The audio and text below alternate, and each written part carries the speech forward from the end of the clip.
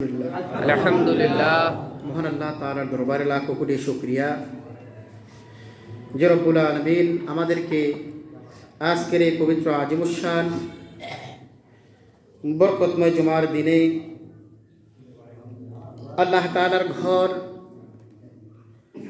মসজিদের মধ্যে আসার মতো সুযোগ দিয়েছেন, তৌফিক দান করেছেন। আল্লাহর রসুল সাল্লাল্লাহু আলাইহি ওয়াসাল্লামের শানে কয়েক মর্তবা দুরূদ, আল্লাহ তাআলার কয়েক মর্তবা জিকির করার তৌফিক দিয়েছেন। এই জন্য আমরা আবারও বলি আলহামদুলিল্লাহ। সম্মানিত হাজিরিন, আজকে হচ্ছে পবিত্র রজব মাসের তৃতীয় জুমা। আলোচ্য বিষয় খুতবার মধ্যে নিয়ে আসা হয়েছে আল্লাহর রসুলের মেরাজ প্রসঙ্গে। এই মাসে 26তম দিবাগত রাত, যেটাকে আমরা বলি 27 রজব নবীজের মেরাজ শরীফ, সেটার দিনটা ছিল 26 তারিখ, রাতটা ছিল 27 তারিখ। এই 26তম দিবাগত রাত্রে আমার পেয়ারা রসুল মা আমিনার বাগানের খুশবুদার ফুল হুজুরে পুর নূর সাল্লাল্লাহু আলাইহি ওয়াসাল্লাম মক্কাতুল মুকাররমা থেকে বাইতুল মুকাদ্দাস হয়ে 7 আসমান সিদরাতুল মুনতাহা আরশ আজিম পাড়ি দিয়ে আল্লাহ তাআলার দিদার লাভ করেছিলেন। সুবহানাল্লাহ। এটা হচ্ছে আমার রসুলকে আল্লাহ তাআলা যতগুলো মুজিজা দান করেছেন, সর্বশ্রেষ্ঠ মুজিজা হচ্ছে আল্লাহর রসুলের মেরাজ। এবং आसमानों ही पर सब नबी रह गए अर्श आजम पे पहुंचा हमारा नबी। সমস্ত নবী রাসূলদের তারা আসমান পর্যন্ত যেতে পেরেছে, আকাশের উপরে কেউ উঠতে পারেন নাই, কিন্তু আমার নবী আরশ আজিমের মধ্যে উঠে আল্লাহ তাআলার কি করেছেন? দিদার করেছেন। এই বিশ্বাস আছে তো? আছে। এটা মানতে হবে। এটার নাম হচ্ছে ঈমান। মেরাজের সাথে ঈমানের সম্পর্ক রয়েছে। মেরাজের সাথে আহলুস সুন্নাত ওয়াল জামাতের আকীদা এ টু জেড অন্তর্ভুক্ত। আর বাবা আদম থেকে ঈসা নবী পর্যন্ত যত নবী রাসূল পৃথিবীতে এসেছে, যত নবী রাসূলকে আল্লাহ তাআলা যত মুজিজা দান করেছেন, সমস্ত মুজিজা একত্রিত করে আমার রসুলকে দিয়েছেন। সুবহানাল্লাহ। এটার নাম আকীদা, মানে বিশ্বাস।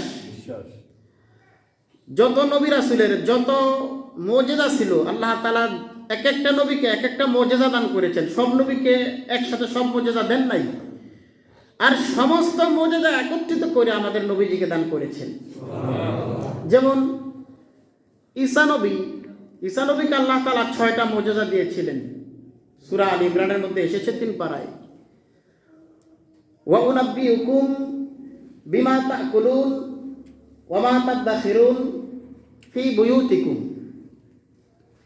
সূরা আল ইমরান। ঈসা নবী কয় ওয়া উনাব্বিউকুম বিমা তাকুলুন, তোমরা ঘরের মধ্যে কি খাও সেটা আমি না দেখে বলতে পারি। এটা আল্লাহর কোরআন। ওমা তাদাখিরুনা ফি বুয়ুতিকুম, বুয়ুত মানে বায়াত, বায়াত এক বচন, বুয়ুত বহু বচন। তোমরা ঘরের ভিতরে কি লুকায় রাখো, গোপন গোপন জায়গায় কি লুকায় রাখো, সেটা আমি ঈসা নবী না দেখে বলতে পারি। তাহলে আপনার ঘরের মধ্যে লুকায়িত স্থানে কি আছে সেটা আমি পারবো বলতে? কিন্তু ঈসা নবী সেটা কি করতে পারতেন? বলতে পারতেন। তাহলে না দেখা জিনিস বলে দেওয়ার নামকে বলা হয় এলেম। এলেম মানে জ্ঞান, আর গায়েব মানে অদৃশ্য, অদৃশ্যের জ্ঞান। কথাটা বুঝতে পেরেছেন? তাহলে ঈসা নবীকে আল্লাহ তাআলা অদৃশ্যের 2টা জ্ঞান দান করেছেন। একটা হচ্ছে ঘরের মধ্যে কে কি খায় সেটা বলতে পারে, আর একটা হচ্ছে কে কোন জিনিস লুকায় রাখে সেটাও তিনি দেখতে পারেন। তাহলে আমার নবীজিকেও এই মুজিজা দান করেছিলেন। সূরা জিন, সূরাতুল জিন 29 পারা একটা সূরা আছে, সূরাতুল জিন। আলিমুল গায়বি ফালা ইউযহিরু আলা গায়বিহি আহাদা ইল্লা মান ইরতাদা মির রাসূল। আল্লাহর কোরআন, সূরা জিন। আল্লাহ বলেন আলিমুল গায়ব, আমি আল্লাহ আলিমুল গায়ব। ফালা ইউযহিরু আলা গায়বিহি আহাদা, আমি আমার ইলমে গায়েব কারো নিকট প্রকাশ করি না। কি কয়? আমি আমার ইলমে গায়েব কারো নিকট প্রকাশ করি না। ইল্লা, তবে হ্যাঁ, প্রকাশ করি তবে হ্যাঁ মানির তাদামির রসুল, আমার মনোনীত রসুলদের মধ্যে আমার যাকে পছন্দ হয় তার কাছে আমি আলমে গায়েবের খবর দিয়ে দিই। সুবহানাল্লাহ। এটা কে দেয়? আল্লাহ। আল্লাহ দেন। ওমা হুয়া আলাল গায়বি বিদনিন, সূরা তাকবীর, ইদা শামসু কুবিরত, 30 পারার একটা সূরা। এই আয়াত 24 নম্বর আয়াত। এই আয়াতের মধ্যে আল্লাহ বলেন আমার রসুল গায়েবের খবর দিতে কৃপণতা প্রকাশ করেন না। না। গায়েব দুই প্রকার, একটা হচ্ছে গায়েবে জাতি আর একটা হচ্ছে গায়েবে আতই। কয় প্রকার গায়েব? দুই প্রকার। গায়েবে জাত হচ্ছে যে গায়েব শুধু আল্লাহর জন্য খাস, সেটা পৃথিবীর অন্য কোনো ব্যক্তি, সে নবী হোক রসুল হোক যাই হোক, জানবে না। আরেকটা হচ্ছে আতই, মানে আল্লাহ প্রদত্ত, আল্লাহ যাকে দেন সে গায়েবের মালিক হন, গায়েবের খবর দিতে পারেন। আমার রসুল যে গায়েবের খবর দেন সেটা হচ্ছে আল্লাহ প্রদত্ত। কি? আল্লাহ প্রদত্ত। কেননা আল্লাহ হচ্ছেন স্রষ্টা, খালেক, ইয়া খালিকু, আল্লাহর একটা নাম আছে, জি। মানে আল্লাহ সৃষ্টিকর্তা। আর আমার রসুল হচ্ছেন মাখলুক। রসুল কি? সৃষ্টি। আল্লাহ স্রষ্টা, রসুল সৃষ্টি। সৃষ্টি। আল্লাহ যদি না জানান রসুল কোত্থেকে জানবেন? কথাটা বুঝেন নাই? জি। আল্লাহর রসুলকে আল্লাহ তাআলা গায়েবের বিষয় এ টু জেড আল্লাহর রসুল বলেছেন উতিতুল ইলমা আউয়ালিন ওয়াল আখিরিন, সমস্ত এলেমের আউয়ালিন মানে শুরু এবং শেষের সমস্ত এলেম আমি রসুলকে আল্লাহ দান করেছেন। আল্লাহ যদি দান করেন, এটা আমাদের স্বীকার করতে কোনো সমস্যা আছে? দান করেন কে? আল্লাহ। আল্লাহ কোরআনে বলছেন আমি আমার রসুলকে কি দান করি, দেই। তাহলে ঈসা নবীকে আল্লাহ তাআলা আরো কিছু মুজিজা দিয়েছিলেন। তার মধ্যে একটা মুজিজা হচ্ছে ঈসা নবী যদি মাটির দ্বারা পাখি বানাইতো, আমি আগে বলেছিলাম যে কোনো জুমায়, তাহলে সেই মাটির দ্বারা পাখি বানায় যদি ফু দেয়, সেই মাটির পাখি জিন্দা হয়ে কি করে? উঠতে থাকে। আবার বলা হয়েছে যে আমি ঈসা নবী যদি কোনো কবরের পাশে গিয়ে দাঁড়িয়ে যদি কবরবাসীকে, সে যত হাজার হাজার বছর আগের হোক, আমি যদি কবরের নিকট দাঁড়ায় কবরবাসীকে ডাক দেই, কুম বিইذনিল্লাহ, হে কবরবাসী তুমি জিন্দা হয়ে যাও আল্লাহর হুকুমে। কবরবাসী ঈসা নবী কয় আমি কবরবাসীকে এই শব্দ বলে কুম বিইذনিল্লাহ বলে ডাক দিতে দেরি, কবরবাসী জিন্দা হয়ে আমি ঈসা নবীকে সালাম দিতে দেরি করে নাই। সুবহানাল্লাহ। আমার কথা না, কার কথা? কোরআনের। আল্লাহর কোরআন। কোরআন, সূরাতুল আলে ইমরান। তাহলে ঈসা নবী মরা মানুষকে কি করতে পারতেন? চিন্তা করতে পারতেন। জিন্দা করতে পারতেন। কথাটা হচ্ছে মরা মানুষকে তো জিন্দা করবে আল্লাহ, কথাটা ঠিক না? জি। কিন্তু রসুল জিন্দা, ঈসা নবী রসুল ছিলেন, নবী এবং রসুল। রসুল জিন্দা করলে সেটা শিরিক হয় না? না। কেননা এই জিন্দা করার ক্ষমতা দিয়েছেন কি? আল্লাহ। আল্লাহ দিয়েছেন। তাহলে আল্লাহর দেওয়া ক্ষমতা বলে ঈসা নবী মরা মানুষকে কি করতে পারতেন? জীবিত করতে পারতেন। জীবিত করতে পারতেন। আমার রসুলও পারতেন, আমাদের নবীজি মরা মানুষকে জিন্দা করতে পারতেন। এই যে 3 পারার 15 নম্বর পৃষ্ঠা, আন্নি আখলুকু লাকুম মিনাত তিন কাহাইয়াতিত তাইরি ফানফুখু ফীহি, তিনি বলেন আমি যদি মাটির দ্বারা পাখি বানাই আর সেটার মধ্যে ফুঁক দিই, সেই পাখির সাথে সাথে জিন্দা হয়ে উড়ে যায়। ফায়াকুনু তায়রাম বিইذনিল্লাহ। আর যদি আমি কবরের সামনে দাঁড়িয়ে ডাক দেই, সেটা আল্লাহর হুকুমে কি হয়? জিন্দা হয়ে দাঁড়িয়ে যায়। তারপরে বলেন ওয়া উবরিউল আকমাহা ওয়াল আবরাস ওয়া উহইল মাউতা ওয়া উহইল মাউতা, আমি জীবিত করি মৌতকে, মানে মরা ব্যক্তিকে বিইذনিল্লাহ, আল্লাহর হুকুমে। ঈসা নবী বলে ওয়া উবরিউল আকমাহা ওয়াল আবরাস, আমি যে ব্যক্তি জন্মগতভাবে অন্ধ, সেই জন্ম অন্ধকে যদি চোখের মধ্যে হাত বুলাই দিই, জন্ম অন্ধ সাথে সাথে কি হয়? ভালো হয়ে যায়। ওয়াল আবরাস, এবং যারা কুষ্ঠরোগী, আগে মারা যেত এই রোগে, আমি কুষ্ঠরোগীর শরীরের মধ্যে যদি হাত বুলাই দেই, কুষ্ঠরোগীর সাথে সাথে কি হইতো? ভালো হয়ে যেত। এটা আল্লাহর কোরআন। 49 নম্বর আয়াত।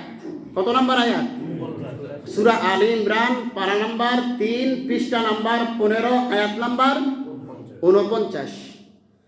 তাহলে এখন আসেন, ঈসা নবী বলেন আমি কুষ্ঠরোগী নিরাময় করতে পারি।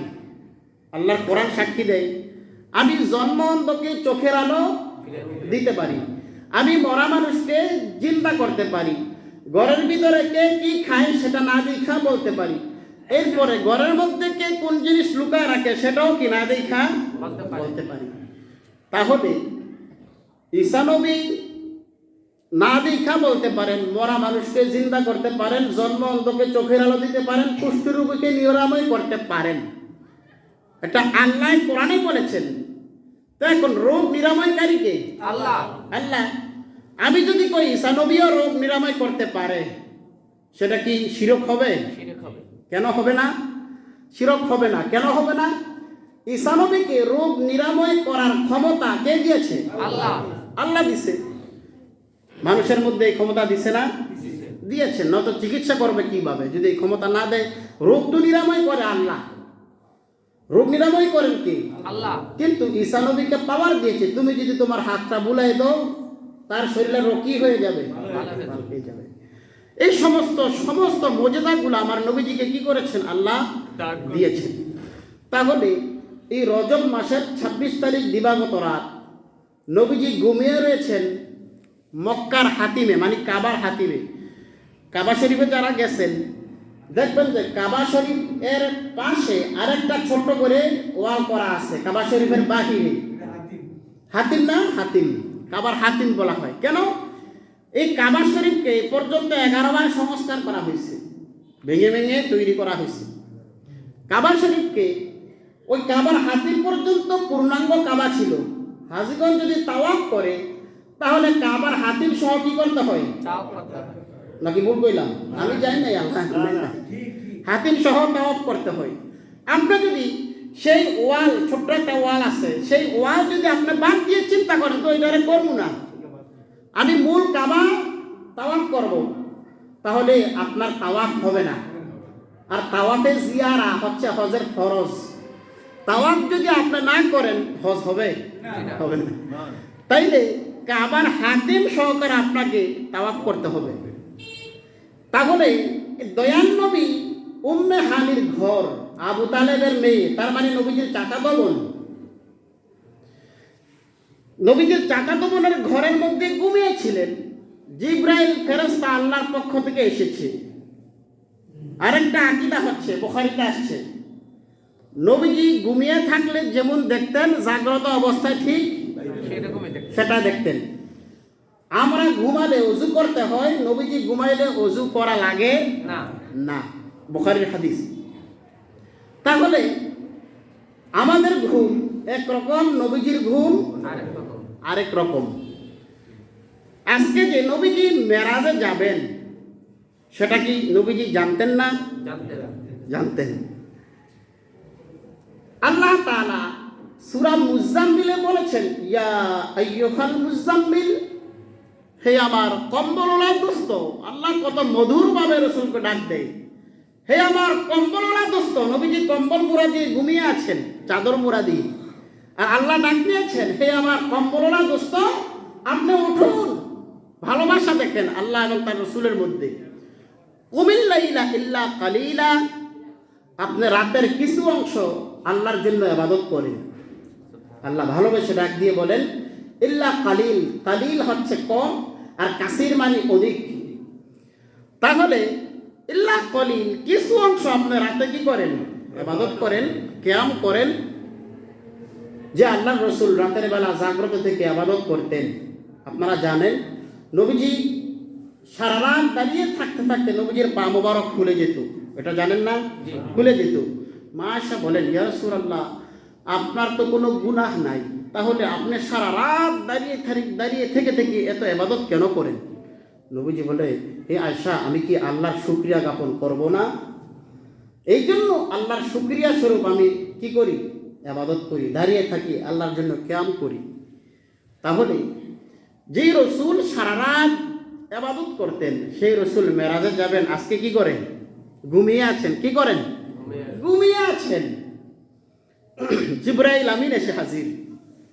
ঘরের দরজা জানালা সব কিছু বন্ধ, ঘরের ছাদ ভেদ করে জিবরাইল চলে এসেছেন। জিবরাইল এসে চিন্তা করে, আমি যদি নবীজিকে ডাক দেই তাহলে তো নবীজির ঘুম নষ্ট করলে আমার জিবরাইল তো শেষ, ফেরেশতাগিরি শেষ, নবীজিকে আমি কীভাবে ডাক দিব। বলা হয়েছে জিবরাইলের গণ্ড দেশ দ্বারা নবীজির বরকতময় তালুক পায়ে পা মোবারকের কদম মোবারকের তালুটি স্পর্শ করলেন। সাথে সাথে নবীজি ঘুম থেকে জাগ্রত হয়ে জিজ্ঞাসা করে, ইয়া আখি জিবরাইল, তোমার উদ্দেশ্য কি এখানে আসার? হে ভাই জিবরাইল, তোমার উদ্দেশ্য কি? বলে, ইয়া রাসূলুল্লাহ, ওই যে দেখেন আল্লাহ তাআলা সমস্ত আকাশের দরজাগুলো আজকে আপনার জন্য খুলে রেখেছেন। সুবহানাল্লাহ। হাজার হাজার ফেরেশতা আমাদের সাথে আগমন করেছেন, আজকে আমরা আপনাকে নিয়ে যাব আল্লাহ তাআলার দিদারের মধ্যে। সুবহানাল্লাহ। আল্লাহ রসুলকে ঘুম থেকে জাগ্রত হলেন, ওযু করালেন, নবীজি 2 রাকাত নামাজ পড়লেন, মেরাজের জন্য তৈরি হলেন। পাশে বোরাক দাঁড়ানো। বোরাকে ওঠার আগে নবীজি বোরাকের মধ্যে উঠছে না। ইয়া রাসূলুল্লাহ, আপনি বোরাকে কেন উঠছেন না? নবীজি বলে, জিবরাইল, আমি তো বোরাকে চড়ে আল্লাহর দিদারে যাচ্ছি, কিন্তু আমার উম্মত যখন হাসরের ময়দানে যাবে, পুলসিরাত পার হবে, তখন কি তারা বোরাক পাবে? সুবহানাল্লাহ। উম্মতের চিন্তায় পেরেশান। তাহলে আল্লাহ যদি আমাকে বলে যে হ্যাঁ আপনার উম্মতদেরকে আমি বোরাক দিব, তাহলে আমি আজকে বোরাকের উপরে চড়ব। আল্লাহ তাআলা আদেশ করলেন, ইয়া রাসূলুল্লাহ, আপনার উম্মতের জিম্মাদার আমি আল্লাহ নিয়ে নিলাম। সুবহানাল্লাহ। নবীজি বোরাকে উঠবেন। বোরাক এখন নড়াচড়া করতেছে। এই বোরাক, জিবরাইল ধমক দেয়, বোরাক, তুমি জানো তোমার উপরে কে উঠবে? বোরাক বলে, হ্যাঁ আমি তো জানি আমার উপরে কে উঠবে। সৃষ্টির শ্রেষ্ঠ আশরাফুল মাখলুকাতের মধ্যে যিনি শ্রেষ্ঠ ইনসান, তিনি আজকে, যিনি রহমাতুল লিল আলামিন, যিনার উসিলায় আল্লাহ আমাকে সৃষ্টি করেছেন, তিনি আজকে আমার উপরে চড়বে। তবে তুমি নড়াচড়া করতেছে কেন? বেয়াদবি করো না। বলে, ইয়া রাসূলুল্লাহ, আমার মনের মধ্যে একটা আকাঙ্ক্ষা আছে, আপনি যদি আমার আরজুটা কবুল করেন তাহলে আমি নড়াচড়া করা বন্ধ করে দিব। দাবি করতেছে বোরাক রসুলের কাছে। বোরাক, তুমি তো একটি জানোয়ার, তোমার মনের মধ্যে আবার কি আকাঙ্ক্ষা রয়েছে? বোরাক বলে, ইয়া রাসূলুল্লাহ, আপনার জন্য আমি জান্নাতের মধ্যে 40,000 বছর কেঁদেছি। কত বছর? 40,000 বছর। জিবরাইলকে বলে, জিবরাইল, যাও তুমি জান্নাতের মধ্য থেকে একটা বোরাক বাছাই করে নিয়ে আসো, আল্লাহ আদেশ করেছেন। জিবরাইল, তুমি জান্নাতে যাও, হাজার হাজার বোরাক থেকে বাছাই করে সুন্দর একটা বোরাক আমার রসুলের জন্য নিয়ে এসো। রসুল আজকে আমার দিদারের মধ্যে আসবে। জিবরাইল জান্নাতে যায়। জান্নাতে গিয়ে একটা একটা করে বোরাককে পর্যবেক্ষণ করতে লাগলো। সবগুলা বোরাক হৃষ্টপুষ্ট, এক একটা চাইতে এক একটা সৌন্দর্য প্রকাশ পাচ্ছে। জিবরাইল কাকে রেখে কাকে নিবে চিন্তা করতেছে। এমন সময় জান্নাতের একটা কোণার মধ্যে গিয়ে দেখে একটা বোরাক সর্বশান্ত হয়ে কান্নাকাটি করছে। বোরাকের হাড়গুলা দেখা যায় এমনভাবে শুকিয়ে রয়েছে। সে বোরাকের নিকটে জিবরাইল ফেরেশতা গিয়ে বলে, ও বোরাক, আল্লাহর জান্নাতে এত বোরাক দেখলাম, সমস্ত শরীরগুলো তেল করতেছে, চিকচিক করে, এত সুন্দর, এক একটার চাইতে এক একটা সুন্দর। ও বোরাক, তুমি কেন এত জীর্ণশীর্ণ অবস্থায় রয়েছো? আর জান্নাতের মধ্যে থেকে তোমার চোখ দিয়ে কেন পানি আসে রে বোরাক? বোরাক কেঁদে কেঁদে বলে, ও আল্লাহর ফেরেশতা জিবরাইল, আমাকে আল্লাহ তাআলা যেই দিন সৃষ্টি করেছে ওই দিন থেকে আমাদের কানের মধ্যে একটা এলান দিয়ে দিয়েছেন, ও বোরাক, তোমাদেরকে আমি এই জন্য সৃষ্টি করেছি, তোমাদের যে কোনো বোরাকের পিঠের মধ্যে চড়ে আমার আখিরি জামানার পয়গম্বর মেরাজের মধ্যে আমার দিদারে আসবে। সুবহানাল্লাহ। বোরাক বলে, যেই দিন আল্লাহ তাআলা আমাদের কানের মধ্যে এই সংবাদ দিয়ে দিয়েছেন, ওই দিন থেকে আমি বুরাক দয়াল নবীকে পাওয়ার জন্য আল্লাহর কাছে রোজা রাখতেছি। ও আল্লাহ, তোমার কাছে আমি রোজা রেখে রেখে প্রার্থনা করি আমার পিঠে যেন তোমার দয়াল নবীজি ওঠে, আমাকে সেই সৌভাগ্য দিও। এই যে কেঁদে কেঁদে আল্লাহর কাছে আমি সব সময় প্রার্থনা করি, রোজা রাখার কারণে আমার দেহের আজকে এই অবস্থা। জিবরাইল বলে, তুমি তো আজকে মেরাজে যাওয়ার জন্য উপযুক্ত, চলো। সেই বোরাক আজকে দয়াল নবী পিঠে উঠবে, কিন্তু নড়াচড়া করে দয়াল নবী পিঠে উঠবে। নবী গো, আপনার কাছে আমি বোরাকের একটা আরজ রয়েছে। ও বোরাক, তুমি তো জান্নাতি বাহন, তোমার আমার কিসের আকাঙ্ক্ষা? বোরাক বলে, ইয়া রাসূলুল্লাহ, কঠিন ময়দানে মাহশারে আপনি কখনো পুলসিরাতের পারে যাইবেন, কখনো মিজানের পাল্লার নিকট যাইবেন, কখনো হাউজে কাউসারে যাইবেন, কখনো জাহান্নামের কিনারায় গিয়ে দেখবেন আপনার কোন উম্মত জাহান্নামে চলে যায়। আপনি তো পেরেশান থাকবেন, দৌড়াদৌড়ির মধ্যে থাকবেন। রাসূল গো, আপনি যদি দয়া করে ইহসান করে ওই কঠিন ময়দানে মাহশারে আমি বোরাককে আপনার বাহন হিসাবে হাসরের ময়দানে ব্যবহার করেন, তাহলে আমি বোরাক শান্ত হয়ে যাব। সুবহানাল্লাহ। নবীজি ওয়াদা দিলেন, বোরাক তোমার সাথে আমি ওয়াদাবদ্ধ হলাম, হাসরের ময়দানে তুমি বোরাককে আমি ব্যবহার করব। বোরাক শান্ত হয়ে যায়, বোরাক শান্ত হয়ে যায়। বোরাকের মধ্যে দয়াল নবী চড়ে বসলেন। চড়ে বসে বোরাক একটা টান দিয়ে মদিনার জমিনের মধ্যে চলে যায়। নবীজি কিন্তু তখনও হিজরত করেন নাই। কি করেন নাই? হিজরত করেন নাই। মদিনাতুত তৈয়বায় মদিনার জমিন তখন খেজুরের বাগানে ভরপুর ছিল। কিসের বাগান? খেজুরের বাগান। মদিনার একটা খেজুর আছে যে খেজুরের মধ্যে বিচি কালো হয়, পোড়া পোড়া বিচি হয়। আবার খেজুর আছে বিচি সারা হয়, এরকম কোন খেজুর আছে নি? বিচি সারা খেজুর আছে না? আছে, আছে। সালমান ফারসি রাদিয়াল্লাহু তাআলা আনহু ছিল একটা কৃতদাস গোলাম। সালমান ফারসি রাদিয়াল্লাহু তাআলা আনহু, আমরা কিতাবের মধ্যে পেয়েছি তিনি সবচাইতে প্রবীণ সাহাবী ছিলেন। কি ছিলেন? প্রবীণ সাহাবী। অনেকে বলেছেন সালমান ফারসি হায়াত পেয়েছিল 250 বছর। কত বছর? 250 বছর। মতভেদ থাকতে পারে।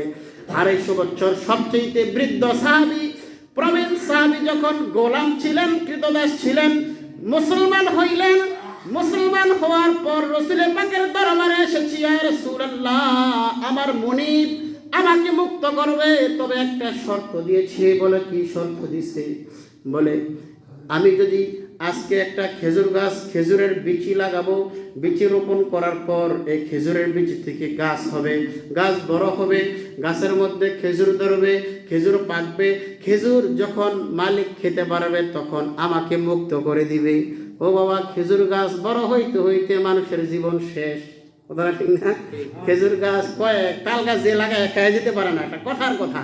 তাহলে খেজুর গাছ, হুজুর আমি যদি খেজুর গাছ বিচি কবে লাগাবো, আর কবে খেজুর গাছ হবে, আর কবে খেজুর ধরবে, আর কবে পাকবে, আমি আর কবে নাজাত পাবো, মুক্তি পাবো?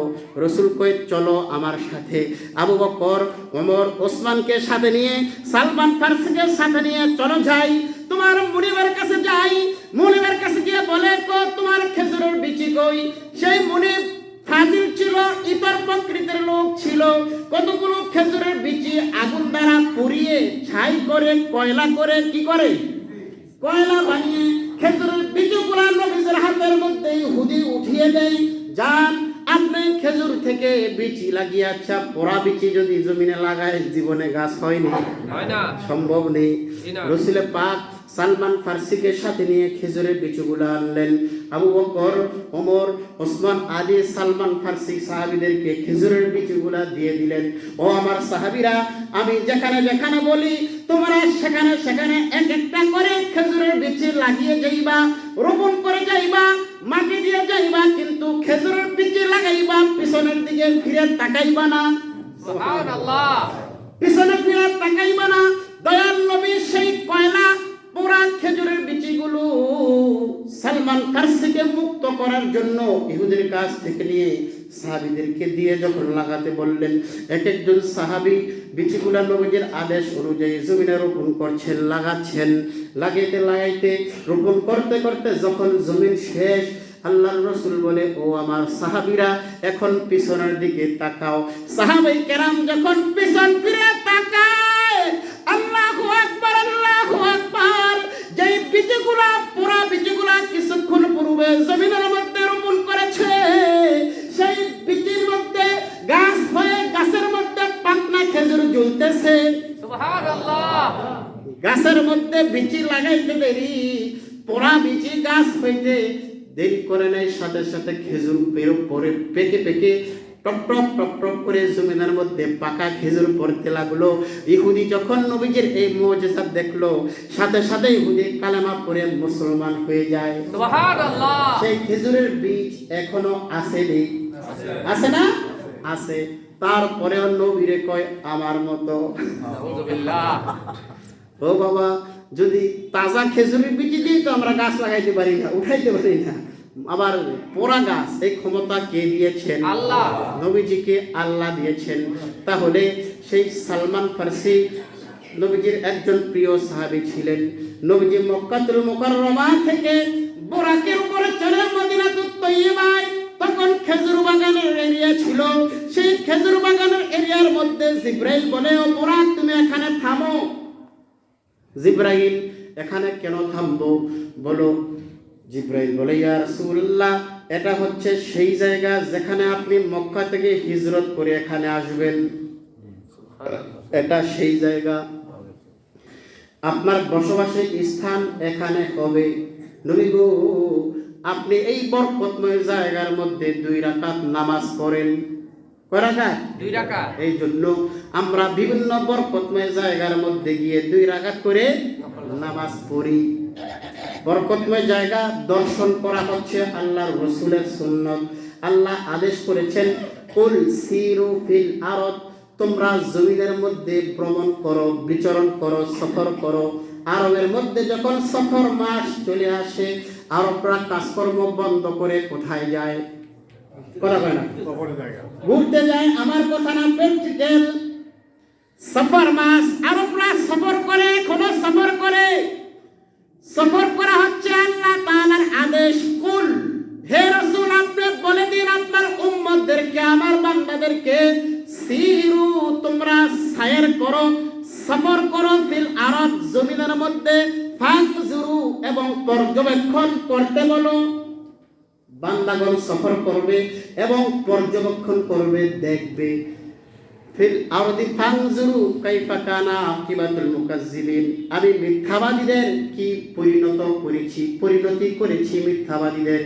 মিথ্যাবাদী যারা ছিল, মুনাফিক যারা ছিল, বেঈমান কাফের নাফরমান যারা ছিল, তাদের কি পরিণতি হয়েছে? তারা যেন আমার জমিনের মধ্যে বিচরণ করে করে সেই জায়গাগুলোকে দর্শন করে। এই জন্য জমিনের মধ্যে সফর করা হচ্ছে আল্লাহর আদেশ। সফর করবেন, ঘোরাফেরা করবেন, সময় পাইলেই শুটকির গেরান নিতে কক্সবাজার চইলা যাই। আচ্ছা না? কক্সবাজার আমি যাই নাই, কিন্তু আমার কাছে পছন্দ না যাওয়া। তাহলে আমি কক্সবাজার যাইতে বিরোধিতা করি না, যাবেন, সেখানে যাইবেন, আল্লাহর নিদর্শনগুলো দেখবেন, সমুদ্রের কলতান শুনবেন, আল্লাহর শুকরিয়া জ্ঞাপন করবেন। তাহলে সেটা কি হবে? ইবাদত। আর যদি সেখানে পোশাক পরে যাই, কক্সবাজার যাইয়া পোশাক খুলে ফেলি, আছে না? নাই। ছোট্ট ছোট্ট প্যান্ট পরে, ছোট ছোট গেঞ্জি পরে নারী পুরুষ একত্রে নদীর মধ্যে নামে। এই জন্য যদি সফর করি, তাইলে কি সফর ইবাদত হবে না? হবে না। সফর করেন, কিন্তু আল্লাহর কুদরতি নিদর্শনগুলোকে আপনারা দেখেন। আল্লাহ তাআলা কোরআনে বলেছে, ওয়াতাকুনুল জিবালু আওতাদা, আমি এই জিবালগুলোকে প্যারাক স্বরূপ জমিনের মধ্যে কি করেছি? পাহাড়গুলা কি জমিনের প্যারাক। আল্লাহ বলেন, জমিনের মধ্যে যদি আমি পাহাড় সৃষ্টি না করতাম, জমিন স্থির থাকতো না, নড়াচড়া করতো। বলা হয়েছে আমরা কাঠের মধ্যে পেরেক লাগাই, কাঠের উপরে পেরেকের মাথা দেখা যায়। ওলামায়ে কেরামগণ বলেন পেরেকের বেশিরভাগ অংশ জমিনের নিচে, শুধু মাথাটা পৃথিবীর উপরে দেখা যায়। তাহলে পৃথিবীর উপরে যে পাহাড়ের মাথা দেখা যায় সেগুলা পূর্ণাঙ্গ পাহাড় না, পূর্ণাঙ্গ পাহাড় কোথায়? নিচে। নবীনের নিচে। ও বাবা, দয়াল নবী মেরাজ কেন করলেন? কেন মেরাজ করলেন? গারে জাবালে রহমত একটা পাহাড় আছে মক্কায়, এটাকে গারে হেরা আগে বলতো, কিন্তু পরবর্তীতে এই পাহাড়ের নাম জাবালে নূর বা জাবালে রহমত। জাবালে নূর, জাবাল মানে পাহাড় আর নূর মানে আলো। ও বাবা, পাহাড়ের নাম কেন নূরের পাহাড় হইল? কেন? সেই পাহাড়ের মধ্যে দয়াল নবী ধ্যান করেছেন না? সেই পাহাড় প্রায় 1000 ফিট লম্বা উচ্চতা। মক্কা থেকে 2 মাইল দূরে হচ্ছে জাবালে রহমত বা জাবালে নূর পাহাড়। সেই পাহাড়ের মধ্যে আমাদের মতো ইয়ংম্যান যুবক ছেলে যদি ওঠে কয়েকবার রেস্ট করা লাগে। ওরছেন কি কেউ? আমি জানি না। জাবালে নূর পাহাড়, যুবকরা উঠতে উঠতে ক্লান্ত হয়ে যায়, কয়েকবার পানি খাওয়া লাগে, খেজুর খাওয়া লাগে, রেস্ট গ্রহণ করা লাগে, রেস্ট নেওয়া লাগে, জিরানো লাগে। কিন্তু এখন কিন্তু কিছু পথ গাড়ির মাধ্যমেও যাওয়া যায়, গাড়িতেও কিছু পাহাড় ওঠা যায়। কিন্তু মা খাদিজাতুল কুবরা যখন পাহাড়ে পড়ছে, আজ থেকে 1500 বছর আগে কি পাহাড়ের অবস্থা এমন ছিল? এখন তো সরকার কেটে কেটে সুন্দর রাস্তা করেছে, কিন্তু তখন কিন্তু কণ্টকাকীর্ণময় পাহাড় ছিল, কঠিন অবস্থায় ছিল। সেই 1000 ফুট উচ্চতা পাহাড়, সেই পাহাড়ের মধ্যে মা খাদিজাতুল কুবরা দয়াল নবীর জন্য খাবার নিয়ে নিয়ে পাহাড়ের চূড়ার মধ্যে যাইতেন। তাহলে খাদিজাকে যখন আল্লাহ তাআলা কোরআন শরীফ নাজিল করেছেন, ইকরা বিসমি রাব্বিকাল্লাযী খলাক, রাসূল আপনি পড়েন আপনার রবের নামে। খলাকাল ইনসানা মিন আলাক, যিনি মানুষকে সৃষ্টি করেছেন জমাট বাঁধা রক্ত থেকে। ইকরা রাব্বুকাল আকরাম, রাসূল আপনি পড়েন আপনি সম্মানিত রবের নামে। আল্লাযী আল্লামা বিল কলাম, যিনি কলমের মাধ্যমে মানুষকে শিক্ষা দিয়েছেন। শিক্ষার মূল হাতিয়ার হচ্ছে কি? কলম। আজকে ঘুষ নিতে হলে, হারাম খাইতে হলে কলমের ব্যবহার হয় না? হারাম কাজের সাক্ষী এই কলম দ্বারা দেয়। মনে রাখবেন, আপনি আমি যেমন আল্লাহর কাছে দামি মানুষ, তেমনি ভাবে নিকৃষ্ট হয়ে যেতে পারি। হতে পারি না? সৃষ্টির মধ্যে নিকৃষ্ট এবং নিকৃষ্ট আমরা হতে পারি যে আমাদেরকে কুকুর দেখলে পরে তাদের মুখ ফিরায় নেয়। একে আমি দেখবো না, কুকুরে কয় আমি তাকে, এরকম নিকৃষ্ট আমরা হয়ে যাই। সুন্দর সুন্দর দামি পোশাক পরলেই কিন্তু আশরাফুল মাখলুকাত হওয়া যায় না। সারা শুরুতে মানুষ ভিতরে শয়তান বসবাস করে, এই রকম মানুষ আছে না নাই? আছে। টুপি আছে, নামাজ আছে, রোজা আছে, দাড়ি আছে, তারপরে কথায় কথায় মিথ্যা বলে, আছে না? একজনের জবরা আর একজনের সাথে গিয়ে লাগায়, আছে না? এরকম বেশি না কম? বেশি বেশি। কথায় কথায় জীবন করে, এরকম নামাজে আছে না? মিথ্যা সাক্ষ্য দেয়, এরকম মানুষ আছে না? নিজের স্বার্থকে রক্ষা করার জন্য মিথ্যা বলতে দ্বিধা করে না, এরকম মানুষ আছে না? কিন্তু নবীজি কিন্তু নিজের স্বার্থ রক্ষা করার জন্য কখনো আস্তি করে নাই, মিথ্যা বলে নাই, অথবা মুসলমানের প্রতি টানেন নাই। ওই যে বলেছিলাম, হযরত ওমরের কাছে সালি বিচার গিয়েছে একজন মুসলমান, একজন ইহুদি, মনে আছে না? নবীজি রায় দিয়েছেন কার পক্ষে? ইহুদির পক্ষে। আমাদের বংশের সাথে কারোর সাথে যদি ঝগড়া হয়, দ্বন্দ্ব হয়, আমরা মিথ্যার আশ্রয় গ্রহণ করে আমাদের বংশকে বড় করি না? মিথ্যার আশ্রয় নিব। যাই হোক, আমাদের মান সম্মান রক্ষা করতে হবে। কিন্তু নবীজি বলেন না, মুসলমান হতে পারো, আমার উপরে ঈমান আনতে পারো, কিন্তু তুমি যদি অপরাধী হও তোমাকে আমি অপরাধী হিসাবে সাব্যস্ত করব, এটা হচ্ছে রাসূলের সুন্নাত। কিন্তু আজকে আমরা দালালি করি। কি করি? দালালি করি। বিচার করতে যাবো, সেখানে দালালি আছে না নাই? কি করবো? 5-এ বেসমেরা বসে 10-এ। কি রে আমরা আপনারা না, আমি 5,000 টাকা রাত্রেবেলা দিয়েছিলাম, তুই 5,000 টাকা দিলে কি সকালবেলা কি আমার 10,000 টাকা মাইরা দিছে, তো এখন তো আমি কি 5-এর টাকা টানবো না 10-এর টাকা নেবো? আসলে এইরকম বিচার টাকা খাইয়া যেই বিচারকরা বিচার করে, এদেরকে কি কবরের মধ্যে যাইতে হবে কিনা? হবে। এই জন্য টাকা খেয়ে বিচার করা যাবে না। টাকা খেয়ে বিচার করা হারাম। কি হারাম? বিচার করবেন না, মিথ্যা বলবেন না, চগলখুরি করবেন না, গীবত করবেন না, অপরকে হিংসা করবেন না, একজনের সাথে আরেকজনকে ঝগড়া লাগাইবেন না। এইগুলা হচ্ছে বড় বড় ইবাদত। কি বড় বড় ইবাদত? নামাজ আছে, রোজা আছে, হজ আছে, যাকাত আছে, সব আছে, কিন্তু ভিতরে মিথ্যা বসবাস করে। এই নামাজ, রোজা, হজ, যাকাত কাজে আসবে? আমরা জানি সব মিথ্যা হচ্ছে সমস্ত পাপের মূল।